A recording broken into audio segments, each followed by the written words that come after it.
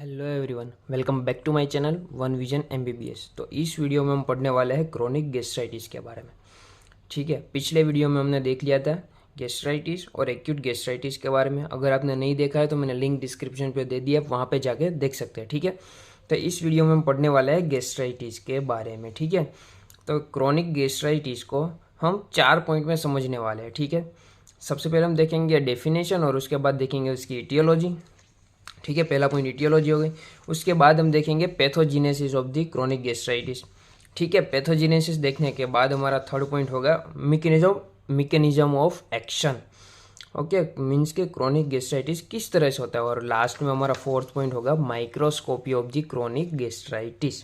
ठीक है, तो इन 4 पॉइंट में हम समझने वाले हैं पूरा का पूरा क्रोनिक गैस्ट्राइटिस। तो देखिए क्रोनिक गैस्ट्राइटिस क्या है। ठीक है, chronic inflammation of the stomach associated with mucosal injury. ठीक है, देखिए गैस्ट्राइटिस का मतलब क्या हुआ, इन्फ्लामेशन ऑफ द स्टमक, और क्रोनिक है इसका मतलब chronic inflammation of the stomach associated with mucosal injury.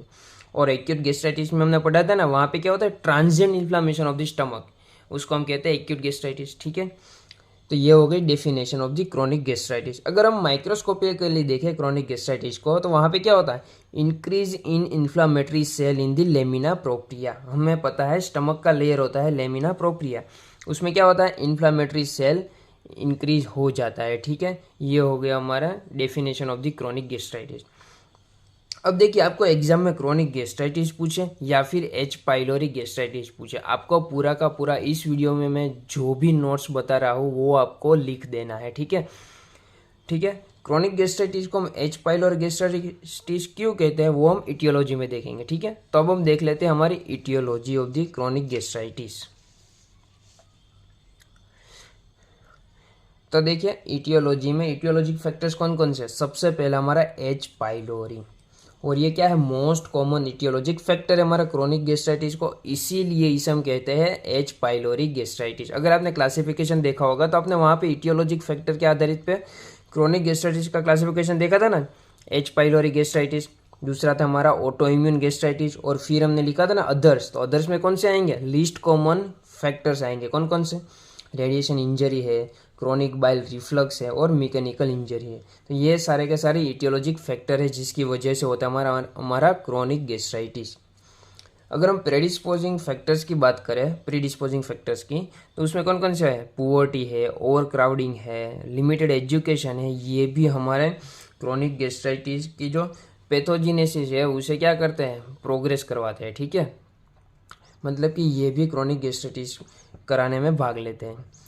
अगर हम एच पाइलोरी गैस्ट्राइटिस की बात करें तो मोड ऑफ स्प्रेड कौन सा है एच पाइलोरी का, ओरल रूट है और फीको ओरल रूट है। तो इन दोनों रूट से ये स्प्रेड होता है हमारा क्रोनिक गैस्ट्राइटिस।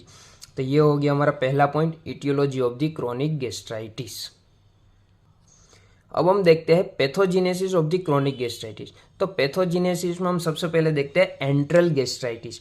एंट्रल गैस्ट्राइटिस का मतलब क्या हुआ कि जो हमारा हेलिकोबैक्टर गैस्ट्राइटिस है ना, वो प्रीडोमिनेंटली लोकलाइज होता है और मोस्टली किसे अफेक्ट करता है, एंट्रम को अफेक्ट करता है, और इसीलिए इसे हम कहते हैं एंट्रल गैस्ट्राइटिस। ठीक है, अब देखिए एंट्रल गैस्ट्राइटिस में क्या होता है कि हमारा म्यूकोजल लेयर, हमें पता है एंट्रल गैस्ट्राइटिस क्या है, क्रोनिक गैस्ट्राइटिस है, और इसमें क्या होता है, म्यूकोजल इंजरी भी होती है। तो म्यूकोजल इंजरी हुई तो हमारा जो एसिड लेवल है नॉर्मल होगा या फिर इंक्रीज हो जाएगा, इससे हमें कुछ फर्क नहीं पड़ता।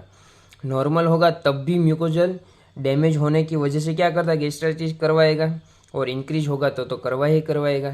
ठीक है, तो इसी वजह से एंट्रल गैस्ट्राइटिस में हमारा एसिड प्रोडक्शन में भी नॉर्मल भी हो सकता है और इंक्रीज भी हो सकता है। ठीक है, अब देखिए एंट्रल गैस्ट्राइटिस में क्या होता है कि जो हमारा इन्फ्लामेशन है वो लिमिटेड होता है टू दी एंट्रम तक ही लिमिटेड होता है, और मान लीजिए कि जो एसिड प्रोडक्शन है वो इंक्रीज हो जाएगा, इंक्रीज होता है। ठीक है, if inflammation is limited to antrum and increase acid production, तो वो क्या करता है, likely cause the duodenal peptic ulcer. जब हम पेप्टिक अल्सर पढ़ेंगे तब हम देखेंगे कि जो हमारा क्रोनिक गैस्ट्राइटिस है या फिर आप कह सकते हैं एच पाइलोरी गैस्ट्राइटिस है, ठीक है, वो क्या है, एक तरह से हमारा इटियोलॉजिक फैक्टर है पेप्टिक अल्सर डिजीज का। और हम ये भी कह सकते हैं कि जो पेप्टिक अल्सर डिजीज है वो क्या है, कॉम्प्लिकेशन है हमारी एच पाइलोरी गैस्ट्राइटिस की या फिर क्रोनिक गैस्ट्राइटिस की। ठीक है, तो ये हो गया हमारा एंट्रल गैस्ट्राइटिस। एंट्रल गैस्ट्राइटिस क्यों कहते हैं, क्योंकि एच पाइलोरी गैस्ट्राइटिस कैसा है, हमारा प्रीडोमिनेंटली लोकलाइज है और मोस्टली एंट्रम को अफेक्ट करता है, इसलिए हम इसे कहते हैं एंट्रल गैस्ट्राइटिस। अब हम देखते हैं हमारा मल्टीफोकल एट्रोफिक गैस्ट्राइटिस। ठीक है, अब देखिए जो एंट्रल गैस्ट्राइटिस है बाय द टाइम मीन्स के जैसे जैसे टाइम जाता है वो प्रोग्रेस करता है एंट्रम से बॉडी और बॉडी से फंडस। ठीक है, तो अब वो किस किस को इन्वॉल्व किया, उसने इन्वॉल्व किया हमारे बॉडी और फंडस को भी। और जब हम हमारे पूरे के पूरे गैस्ट्र मतलब कि स्टमक को इन्वॉल्व करता है तब हम उसे कहते हैं मल्टीफोकल एट्रोफिक गैस्ट्राइटिस। अब इसे मल्टीफोकल क्यों कहते हैं, ठीक है, मल्टीफोकल एट्रोफिक गैस्ट्राइटिस क्यों कहते हैं, क्योंकि वहाँ पे क्या होता है, पूरा का पूरा स्टमक इन्वॉल्व नहीं होता लेकिन स्टमक के कुछ पैचेस देखने को मिलते हैं, स्टमक में एट्रोफी के कुछ पैचेस देखने को मिलता है, मीन्स के पेची म्यूकोजल एट्रोफी होता है, इसीलिए इसे कहते हैं मल्टीफोकल एट्रोफिक गैस्ट्राइटिस। मतलब कि जो पूरा का पूरा स्टमक है वो कंटिन्यूसली इन्वॉल्व नहीं होता, पेच एट्रोफी के जो म्यूकोजल मेम्ब्रेन है उसमें एट्रोफी होती है और उस एट्रोफी के कुछ पैचेस हमें देखने को मिलता है स्टमक के एंट्रम है, फंडस है और हमारे बॉडी में। ठीक है, इसलिए हम इसे कहते हैं मल्टीफोकल एट्रोफिक गैस्ट्राइटिस। ठीक है, अब देखिए पेची म्यूकोजल एट्रोफी हुई, इसका मतलब क्या हुआ कि जहाँ जहाँ पे एट्रोफी हुई वहाँ पे पराइटल सेल मास डिक्रीज हो गया, मीन्स के पूरे स्टमक में क्या होता है, डिक्रीज पराइटल सेल मास, और पराइटल सेल मास कम हुआ तो एसिड सिक्रीशन भी क्या होता है, डिक्रीज होता है। ये हो गया हमारा पहला point, patchy mucosal atrophy characteristic features. दूसरा क्या होता है, इंटेस्टाइनल मेटाप्लेजिया भी होता है to withstand with the acid secretion. ठीक है, और third one is the increase risk of adenocarcinoma of the stomach. ये सबसे इंपॉर्टेंट पॉइंट है कि मल्टीफोकल एट्रोफिक गैस्ट्राइटिस हुआ तो वहाँ पे एडिनोकार्सिनोमा ऑफ द स्टमक होने के चांस बहुत ही बढ़ जाते हैं। ठीक है, तो ये हो गई हमारी pathogenesis of the chronic gastritis. अब हम बात करते हैं मैकेनिज्म ऑफ द एक्शन, मतलब कि हमने पैथोजेनेसिस तो देख ली लेकिन अब किस तरह से होता है, कौन कौन से फैक्टर है वो जो पार्ट लेते हैं हमारे गैस्ट्राइटिस करने के लिए। तो आपको सिर्फ 4 पॉइंट याद रखने हैं। फ्लैजेला मीन्स के एच पाइलोरी गैस्ट्राइटिस में हम क्या याद रखेंगे, एच पाइलोरी क्या होता है, फ्लैजेलेटेड होता है तो फ्लैजेला। फिर एच पाइलोरी यूरियस का प्रोडक्शन करता है तो यूरियस दूसरा। तीसरा होगा हमारा एडहेसिन प्रोटीन, ठीक है, एडहेसिन। और last one is the cytotoxin. ये 4 पॉइंट आपको मैकेनिज्म ऑफ एक्शन में याद रखना है। अब देखते हैं कि किस तरह से ये हेल्पफुल होते हैं हमारे एच पाइलोरी गैस्ट्राइटिस में। ठीक है, एच पाइलोरी को गैस्ट्राइटिस करने में। ठीक है, तो देखिए फ्लैजेला है हमारे एच पाइलोरी में, वो क्या करता है, make them motile and allow it to burrow and live beneath the mucus layer above the epithelial surface. मतलब कि जो फ्लैजेला है वो एक तो मोटाइल करता है, ठीक है, और उसी की वजह से क्या करता है, एच पाइलोरी बरो फॉर्मेशन करता है, बरो फॉर्मेशन करता है म्यूकोजल मेम्ब्रेन में। और अब देखिए म्यूकोजल मेम्ब्रेन में बरो करके वो कहाँ पे रहता है, below the mucus layer and above the epithelial surface, वहाँ पे वो स्टेबल हो जाता है। ठीक है, कौन, हमारा एच पाइलोरी।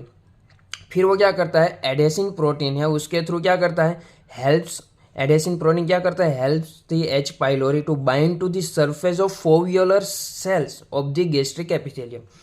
जो फोवियोलर सेल है उसकी सरफेस के साथ एडेसिन प्रोटीन की वजह से बाइंड हो जाता है। ठीक है, उसके बाद वो क्या करता है, यूरियज एंजाइम प्रोडक्शन करता है, यूरियज एंजाइम प्रोडक्शन करता है और ये जो यूरियज एंजाइम है वो क्या करवाता है, जो एंडोजिनस यूरिया है हमारी बॉडी में उसमें से एमोनिया का फॉर्मेशन करता है। अब एमोनिया हमारी बॉडी में फॉर्मेशन हुआ तो उसकी वजह से क्या होता है कि जो लोकल गैस्ट्रिक पीएच वो बढ़ जाती है, और हमें पता है अगर लोकल गैस्ट्रिक पीएच बढ़ी तो बैक्टीरियल सर्वाइवल को क्या करता है, एनहांस करवा देता है। और इसी की वजह से हमारी बॉडी की जो डिफेंस मैकेनिज्म है वो क्या करती है, एंट्रल जी सेल को स्टिमुलेट करती है और वहाँ से गैस्ट्रिन को रिलीज करवा देती है, जिसकी वजह से क्या होता है, स्टमक में हाइपर गैस्ट्रिनीमिया। और हाइपर गैस्ट्रिनीमिया हुआ तो वो क्या करवाता है, hyper secretion of the gastric acid. ठीक है, और इसके साथ साथ एच पाइलोरी साइटोटॉक्सिन भी रिलीज करवा देता है। ठीक है, अब क्या हुआ, hyper secretion of the gastric acid हुआ और साइटोटॉक्सिन भी रिलीज करवाता है एच पाइलोरी। तो इसी की वजह से क्या होता है, जो हमारी म्यूकोजल डिफेंसिव मैकेनिज्म है वो इम्पेयर हो जाती है और न्यूट्रोफिल और मैक्रोफेज है वो इनफिल्ट्रेट हो जाते हैं, ठीक है।